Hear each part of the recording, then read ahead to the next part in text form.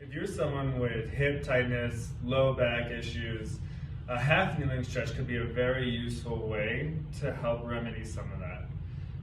One of my favorite stretches is just having my left knee underneath my hip, and then my right leg is going to be extended a little bit so my heel is in front of my knee.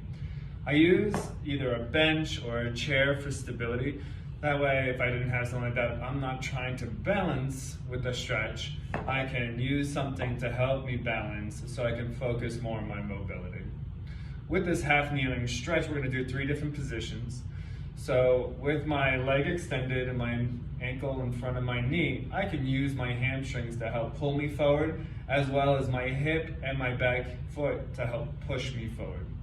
The goal with this stretch is not to get lower to the ground. So you don't want to lean forward, you don't want to shrimp, you want to stay as tall as you can with your head going up to the ceiling.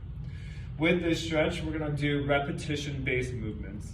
That way we don't create ischemia or lack of blood flow and nutrients into the tissue, but we start feeding the tissue more and more fluids so it gets better, healthier, faster. So every repetition, I usually say start with about 5 to 8 reps.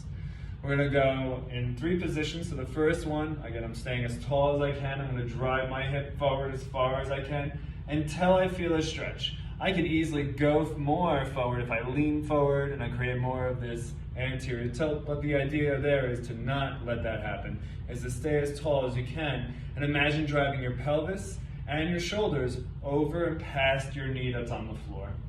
Now I'm gonna come back and repeat that anywhere between 5 to 8 reps to start. Once I get comfortable with that, we're going to challenge it. I'm not going to move my front leg because that'll add a rotation in my pelvis, but I will take my bottom leg and bring it over to add an adduction of my pelvis. And that's going to help get more of the outside and a little bit more into that lower back. Same idea, I'll reset so I feel stable and then drive my hips over my knee and then return. I'm just holding my stretch for only 2 seconds. And that way I don't irritate the tissue, but I show it that it's safe to go into an extended position and I can return to relax and then repeat that. So over time, I should start to feel like it gets easier and easier as opposed to trying to force something to open up. Once I finish my repetitions of 5 to 8 reps, I'm going to challenge it again by taking the knee that's on the floor and bringing it across another 2 inches. It's almost as if I have a straight line with my front heel and my knee and my back leg.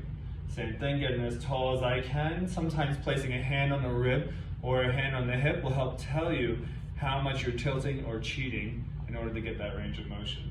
The point is to just drive everything in translation over the knee as opposed to trying to get as far forward as you can.